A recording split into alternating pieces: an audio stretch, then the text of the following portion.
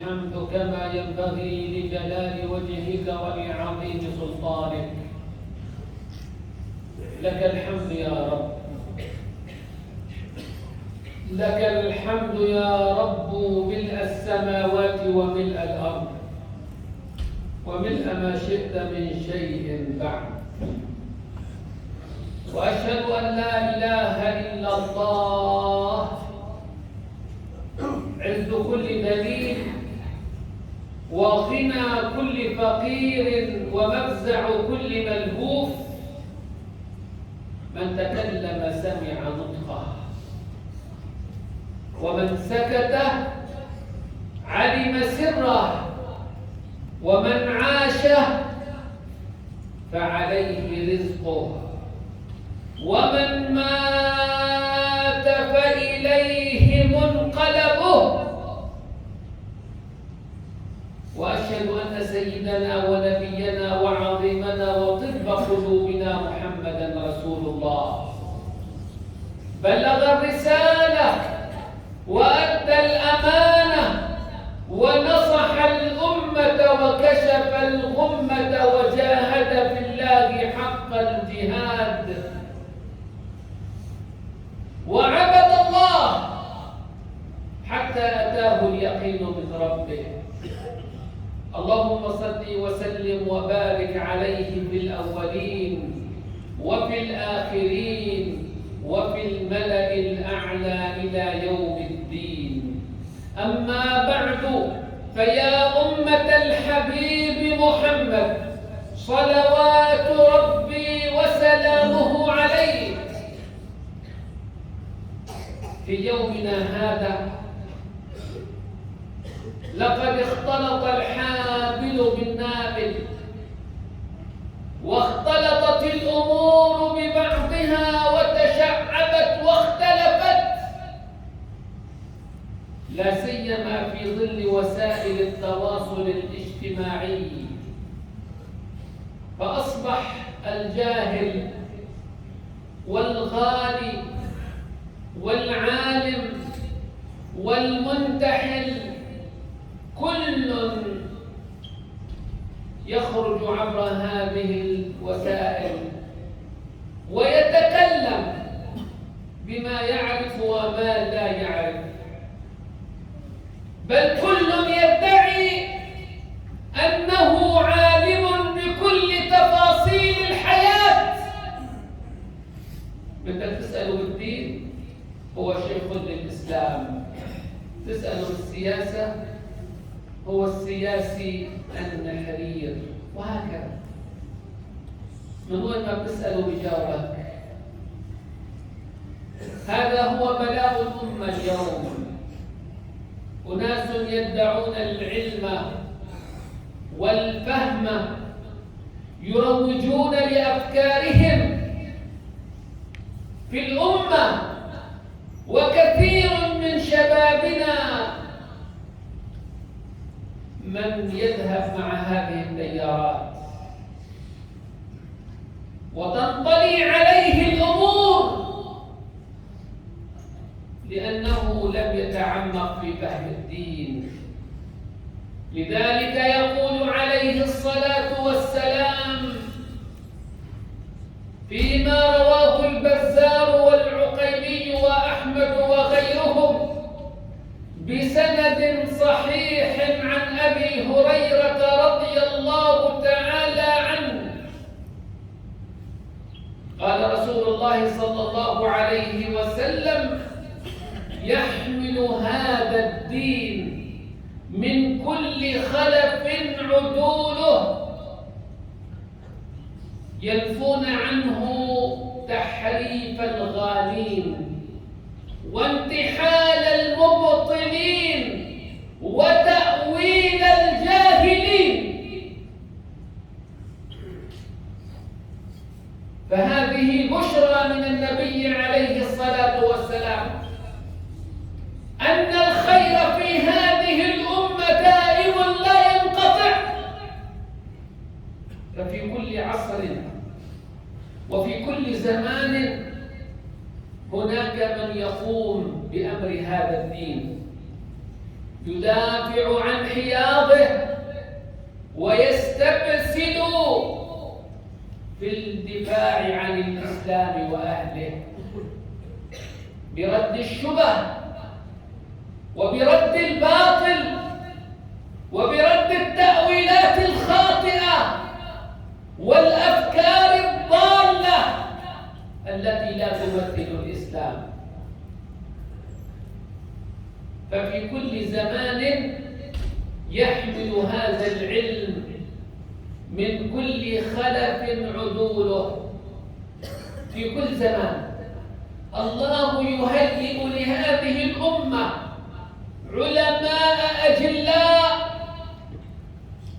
يحملون هذا الدين، يدافعون عن هذا الدين، يردون الشبه والضلالات عن هذا الدين. فلذلك أيها الأحباب، نحن في معركة من الأفكار، نحن في فوضى عارمة. ينبغي على الشاب المسلم أن يعرف من يتبع وعمن يأخذ، ولا يكون متبعا لكل رافع صوته. فإذا رأينا الرجل يرفع صوته ويتكلم ببلاغة ونحو ذلك فنظن أنه العالم النحرير، وربما هو يتكلم بلسان الشيطان والعياذ بالله. فلذلك حتى نبحث عن علمائنا ولا نضل فهم لهم مواصفات. فالوصف الأول لهم أنهم يتبعون ولا يبتدعون، يتبعون القرآن ويتبعون سنة الحبيب محمد صلى الله عليه وسلم. وقد قال عليه الصلاة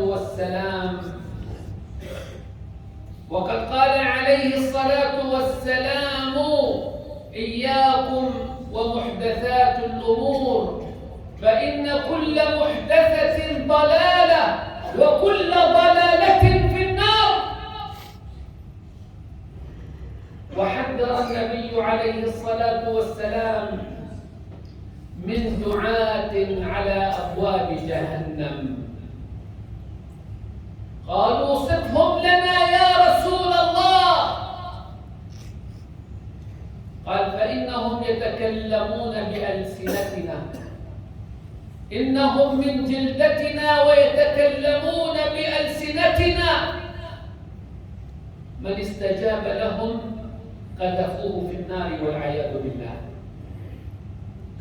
هم من هذه الأمة، من نسيج هذه الأمة، يتكلمون بألسنتنا، يقولون قال الله وقال رسوله، ولكنكم إذا استجبتم لهم يقذفونكم في النار والعياذ بالله. فالأمر جد خطير. لذلك لا بد أن نحدد المعالم للأئمة الذين يؤخذ عنهم حتى لا تضلوا فتجدوا في آخر المطاف أنكم في نار جهنم والعياذ بالله.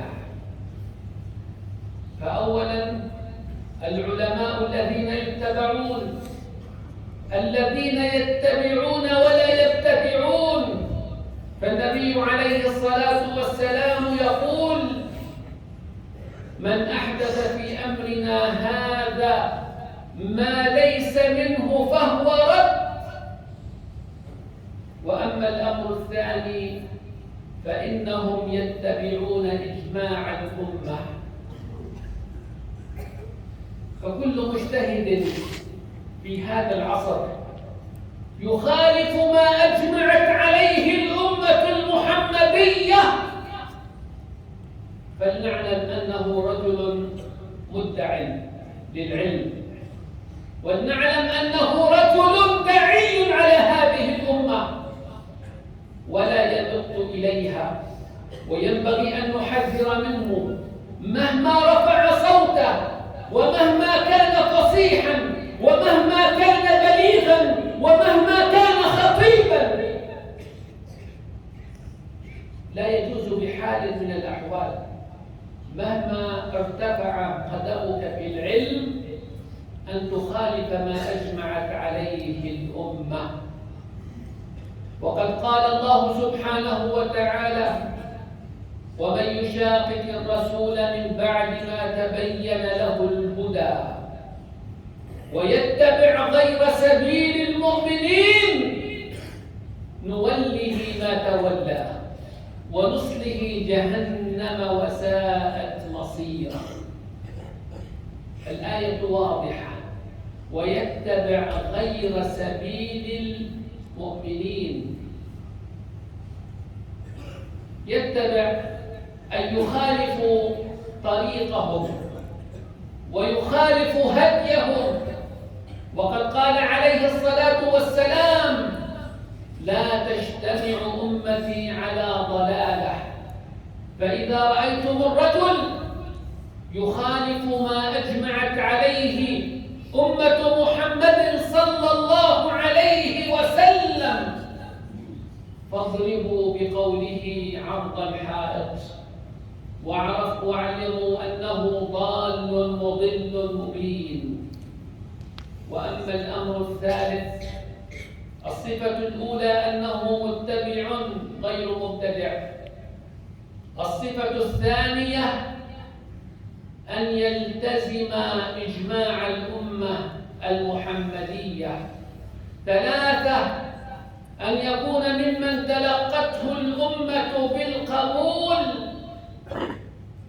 فهناك علماء تلقتهم الأمة بالقبول كالمذاهب الأربعة، كالإمام أحمد والإمام الشافعي ومالك وأبو حنيفة. فهؤلاء الأئمة الأربعة سارت الأمة على مذهبهم في الفقه من السلف الصالح إلى يومنا هذا. فإذا رأينا من يأتي ويضرب بهذه المذاهب الأربعة فاعلموا أنه إنسان ضال يريد أن يفرق الأمة وأن يجعل لنفسه مذهبا جديدا ويدعو الأمة إليه. فكل ما تلقته الأمة بالقبول نتمسك به، كصحيح الإمام البخاري وكصحيح الإمام مسلم. فإذا رأينا من يطعن بصحيح البخاري أو بصحيح الإمام مسلم فاعلموا أنه رجل ضال لا يسمع إليه، وإنه مأجور ومدفوع له ليشوه ميراث هذه الأمة. وأما الصفة الرابعة فإنه يفهم هذا الدين كما فهمه الخلفاء والصحابة الكرام. وقد قال عليه الصلاة والسلام: عليكم بسنتي وسنة الخلفاء الراشدين المهديين من بعدي، عضوا عليها بالنواجذ. أن نفهم هذا الدين كما فهمه الصحابة، كما فهمته الأمة، كما فهمه الخلفاء الراشدين.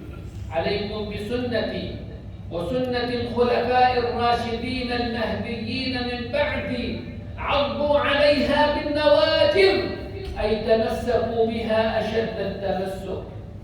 وقد قال عليه الصلاة والسلام عن الفرقة الناجية: ما أنا عليه وأصحابي، ما أنا عليه وأصحابي. فإذا كان العالم متصفا بهذه الصفات فتمسكوا به وسيروا على سيره.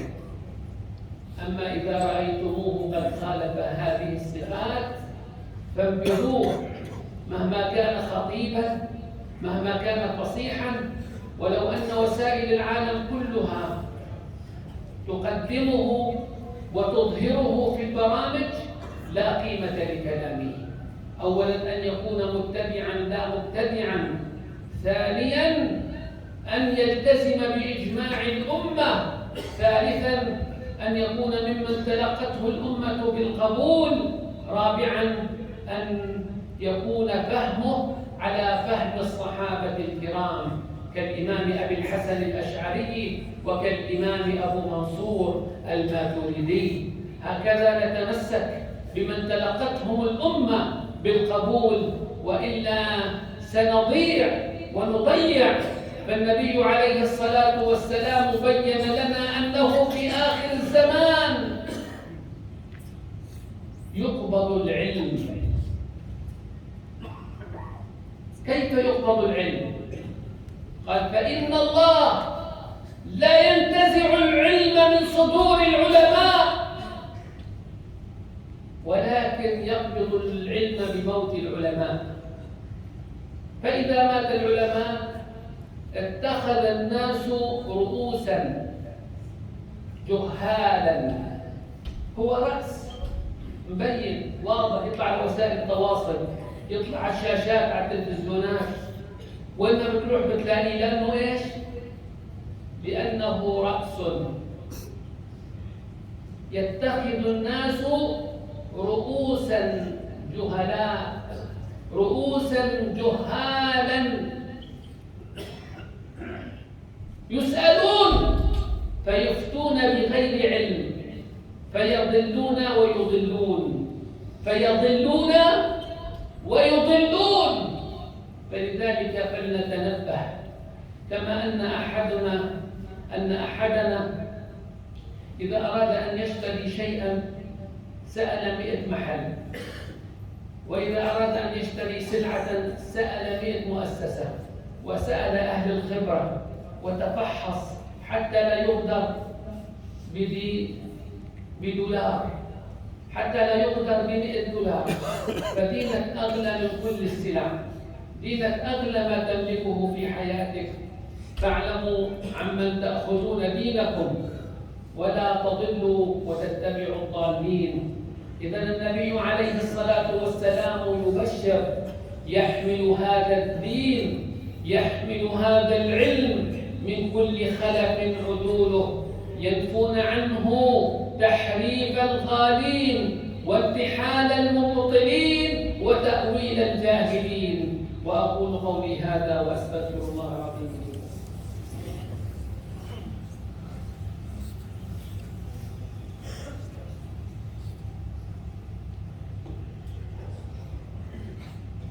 الحمد لله ثم الحمد لله، الحمد لله حمدا كثيرا كما أمر، وأشهد أن لا إله إلا الله إقرارا بربوبيته وإرغاما لمن جحد به وكفر، وأشهد أن سيدنا ونبينا محمدا رسول الله ما اتصلت عين بنظر ووعت أذن بخبر. عباد الله، أوصيكم وإياي بتقوى الله العظيم. واعلموا أنه لا يضر ولا ينفع ولا يصل ولا يقطع ولا يفرق ولا يجمع إلا الله. وتزودوا من دنياكم إلى آخرتكم عملا يحبه ويرضاه. واعلموا أن الله عز وجل أكرمنا بهذا الغيث بعد انقطاع، فينبغي علينا أيها الإخوة أن نذكر نعمة ربنا علينا وأن نشكرها، فبالشكر تدوم النعم. فحافظوا على هذه النعم التي أنعمها الله علينا بالشكر. أما إذا ما زلنا متمسكين بالمعاصي، بالآثام، بالذنوب، فإن هذه النعم سوف نفقدها يوما، وإذا طلبناها لم نجدها. فلذلك أيها الأحباب، ارجعوا إلى الله، تمسكوا بدينكم، صلوا أرحامكم، اصدقوا في حديثكم، أدوا إذا اؤتمنتم، وكونوا عباد الله إخوانا،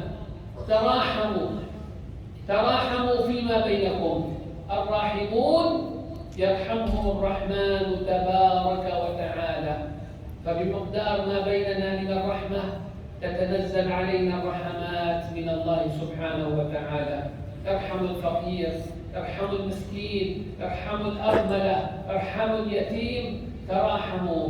فليحسن الجار إلى جاره، وليحسن المؤمن إلى أخيه، وأن يكف عنه أذاه، لتتنزل علينا الخيرات من الله سبحانه وتعالى. واعلموا أن الله قد صلى على نبيكم في كتابه إذ يقول: إن الله وملائكته يصلون على النبي يا أيها الذين آمنوا صلوا عليه وسلموا تسليما. اللهم صل وسلم وبارك على سيدنا محمد وعلى آل سيدنا محمد، كما صليت على سيدنا إبراهيم وعلى آل سيدنا إبراهيم في العالمين إنك حميد مجيد. وارض اللهم عن الأربعة الخلفاء السادة الحنفاء سيدنا أبي بكر وعمر وعثمان وعلي، وعن بقية الصحابة والآل والأزواج والقرابة وتابعيهم بإحسان إلى يوم الدين. اللهم يا أرحم الراحمين، اللهم يا أكرم الأكرمين، اللهم يا أجود الأجودين، نسألك إيمانا يباشر قلوبنا، ويقينا صادقا، ودينا قيما. اللهم إنا نسألك العافية من كل بلية، ونسألك دوام العافية، ونسألك الشكر على العافية، ونسألك الغنى عن شرار الناس. اللهم يا غني يا حميد، يا مبدئ يا معيد، يا غفور يا ودود، أغننا بحلالك عن حرامك، وبطاعتك عن معصيتك، وبفضلك عن من سواك. اللهم اهدنا إلى صراطك المستقيم. اللهم كن لنا ولا تكن علينا، وآثرنا ولا تؤثر علينا، وربنا وارض عنا يا رب العالمين. اللهم كن للمجاهدين في كل مكان، اللهم كن لعبادك المجاهدين في بيت المقدس وفي أكنافه. اللهم كن لهم عونا ومعينا، وحرزا وحاميا وأمينا، إنك على ما تشاء قدير. اللهم سدد رميهم واحفظهم واهلك أعداءهم أعداء الدين. اللهم عليك باليهود ومن والاهم، اللهم عليك باليهود ومن والاهم، اللهم عليك بالصهاينة المعتدين ومن كان معهم يا رب العالمين. اللهم اجعل هذه البلدة آمنة مطمئنة وسائر بلاد المسلمين. وفقنا للعمل بكتابك وشرعك وسنة نبيك. اللهم اغفر لمن أنشأ هذا المكان والساعين إليه ببر وإحسان. وصل اللهم على سيدنا محمد وعلى آله وصحبه وسلم.